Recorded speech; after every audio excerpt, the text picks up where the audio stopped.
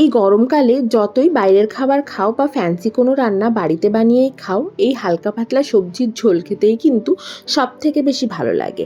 আর মানি বাড়িতে এই কুমড়ো দিয়ে যে সবজির ঝোলটা বানায়, এটা এত অসাধারণ খেতে হয় যে কি বলবো। তাই ভাবলাম যে তোমাদের সাথেও এই রেসিপিটা শেয়ার করে যাই। এই রেসিপিটা মানি কিভাবে করে সেটাই তোমাদের সাথে শেয়ার করছি। রান্নাটাও অবভিয়াসলি তাই মানিই করেছে। চলো দেখে নিই কীভাবে করেছে। প্রথমেই যেটা করতে হবে সেটা হচ্ছে মটর ডাল রাত্রিবেলা ভিজিয়ে রাখা হয়েছিল, সেই মটর ডাল বেটে তার মধ্যে নুন দিয়ে এরকমভাবে ছোট ছোট বড়ার আকারে প্রথমে ভেজে তুলতে হবে। বড়াগুলো একটু ছোট ছোট করেই ভাজতে হবে, বেশি বড় করে ভাজার কোনো দরকার নেই। তারপরে একটু লাল লাল করে বড়াগুলোকে ভেজে নিতে হবে। আমি কিন্তু কুমড়ো খেতে একদমই পছন্দ করি না, তবে মানি যদি এরকমভাবে আমাকে কুমড়োর তরকারি বানিয়ে দেয় তখন আমার কিন্তু এই কুমড়োর তরকারি দিয়েই মোটামুটি ভাত খাওয়া হয়ে যায়। এটা এতটাই ভালো খেতে হয়। তাই তোমরা যদি এখনও না বানিয়ে থাকো তাহলে অবশ্যই একবার ট্রাই করে দেখতে পারো। দেখো বড়াগুলো এখানে লাল লাল করে ভাজা হয়ে গেছে। এখন বড়াগুলোকে একটা অন্য পাত্রে সরিয়ে রাখতে হবে।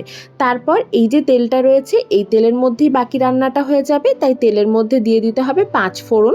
5 ফোড়নটা সুন্দর গন্ধ বেরিয়ে উঠলে এর মধ্যে দিয়ে দিতে হবে টমেটো আর ক্যাপসিকাম কাটা আর আদা গ্রেট করা। মোটামুটি 1 ইঞ্চির মতো আদা গ্রেট করে নেওয়া হয়েছে আর টমেটো আর ক্যাপসিকামটাকে ডুমো ডুমো করে কেটে নেওয়া হয়েছিল।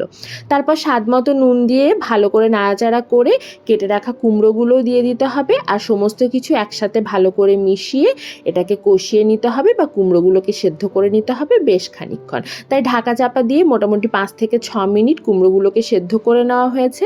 যখন কুমড়োগুলো মোটামুটি 80%-এর ওপর সেদ্ধ হয়ে গেছে তখন এর মধ্যে মিশিয়ে দিতে হবে আগের থেকে সেদ্ধ করে রাখা আলুটা আমরা আগের থেকে সেদ্ধ করেই রেখেছিলাম, এটা মিশিয়ে দিলাম। তোমরা চাইলে কিন্তু আলুটা প্রথমে ভেজে তারপর এই কুমড়োর সাথে একসাথেই দিয়ে কষিয়ে সেদ্ধ করে নিতেও পারো। যখন আলু আর কুমড়োটা একটু ভালো করে মাখো মাখো হয়ে যাবে, মানে একটু কষানো হয়ে যাবে, তখন একটা মশলার পেস্ট তৈরি করব। তার জন্য একটা বাটির মধ্যে নিয়ে নিয়েছি হাফ বাটি জল আর তার মধ্যে দিয়ে দিয়েছি 1.5 চা চামচ হলুদ গুঁড়ো, 1.5 চা চামচ লঙ্কার গুঁড়ো, 1 চামচ ধনে গুঁড়ো আর হাফ চামচ জিরে গুঁড়ো। এই মশলাগুলো ভালো করে গুলে নিয়ে এই মশলাগুলো জলটা সবজির মধ্যে ঢেলে দিতে হবে আর তারপর আবার এটাকে কষিয়ে নিতে হবে যতক্ষণ না মশলার কাঁচা গন্ধটা চলে যায়। তাই এটাকে একটু ঢাকা চাপা দিয়ে রান্না করে নিয়েছি আরও মোটামুটি মিনিট 3 থেকে 4। তারপর যখন মশলার কাঁচা গন্ধটা একদম চলে যাবে তখন ঢাকা খুলে এর মধ্যে দিয়ে দিতে হবে 1 বাটির মতো জল। যেহেতু আজকের এই তরকারিটা একটু ঝোল ঝোল হয়, মানে একটু গ্রেভির দিকে হয়, তাই জলের পরিমাণটা একটু বেশি লাগে। তারপর আগের থেকে ভেজে রাখা বড়াগুলো এর মধ্যে দিয়ে দিতে হবে আর মিষ্টির জন্য দিয়ে দিলাম আমি এখানে 3টে বাতাসা।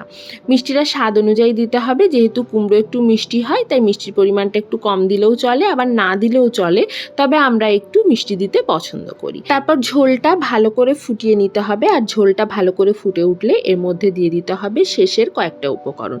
তার মধ্যে প্রথম হচ্ছে সামান্য একটু আটা।